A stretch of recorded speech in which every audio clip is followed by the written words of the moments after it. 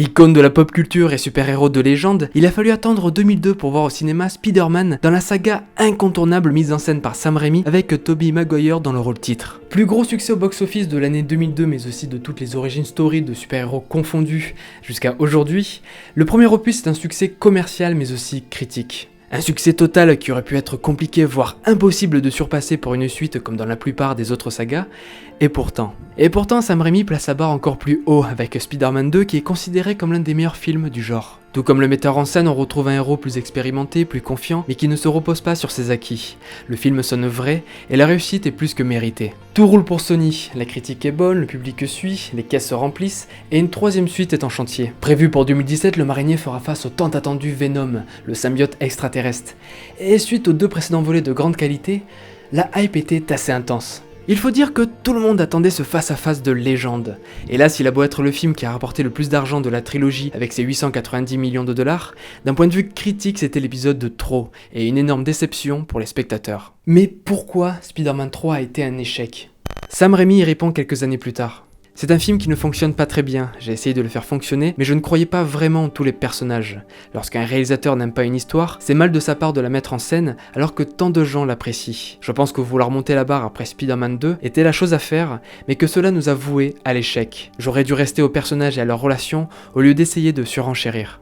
Avec un budget passant de 139 millions de dollars pour le premier opus à 258 pour le troisième, la pression des fans et des producteurs suite au tour de force du second volet, nous faisons face à un film moins personnel. Après s'être attaché à un Peter Parker terre à terre, nous le retrouvons traîné dans la boue dans des scènes difficilement oubliables, et au cœur d'une intrigue qui se retrouve confuse, saupoudrée de rebondissements inefficaces. Sans parler du côté relationnel du film qui est illogique, alors qu'auparavant c'était une force. Mais la plus grosse déception pour celles et ceux qui attendaient ce film de pied ferme fut Venom, un méchant non prévu à l'origine dans le script, mais qui a été imposé par les producteurs. Pour le peu qu'il apparaît, on se retrouve face au plus célèbre némésis de Spider-Man, qui n'est rien d'autre qu'une bouillie bourrée de FX qui passe son temps à nous rappeler quel acteur se cache derrière cette immondicité. La production de Spider-Man 3 est l'illustration parfaite du mythe d'Icare.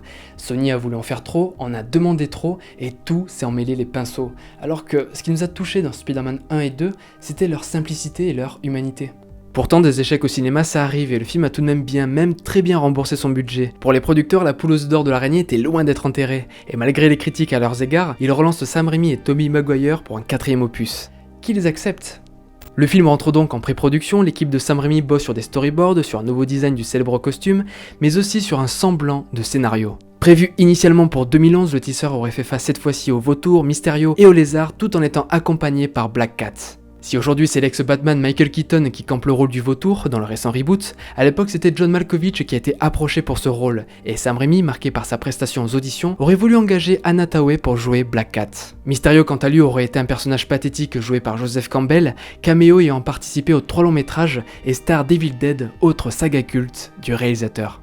Le problème c'est que les volontés du réalisateur ne plaisaient pas à Sony, et au vu des critiques du précédent volet, ces derniers n'ont pas dû lui laisser beaucoup de marge de manœuvre. Sentant la douille, Sam Raimi décida de quitter le projet après plus de 10 années de collaboration pour différents artistiques, et Tobey Maguire suivit son départ dans la foulée. Malgré une conclusion mitigée, il a préféré rester digne, ne pas tirer sur la corde et être franc avec Sony par rapport à ses convictions de metteur en scène. Ce qui leur a permis de rebooter la saga avec Mark Webb à la réal et Andrew Garfield dans le rôle de Spider-Man, à partir d'un autre scénario qui avait été préparé en parallèle en cas d'annulation. Néanmoins, malgré ses qualités et le respect que j'ai pour le travail de Mark Webb, surtout pour le destin d'un héros, le succès ne sera pas à la hauteur des espérances, et ces films ne deviendront pas une référence comme ses prédécesseurs. J'avoue qu'on frôle un tout petit peu le ressenti personnel, mais vous êtes plutôt quoi ? Team Maguire, Team Garfield, ou bien Team Tom Holland ? J'espère de nouveau que cette vidéo vous aura plu, voyageurs, n'hésitez pas à mettre un pouce bleu pour soutenir et interagir dans les commentaires. On se retrouve bientôt pour une nouvelle histoire, prenez soin de vous et restez nostalgiques.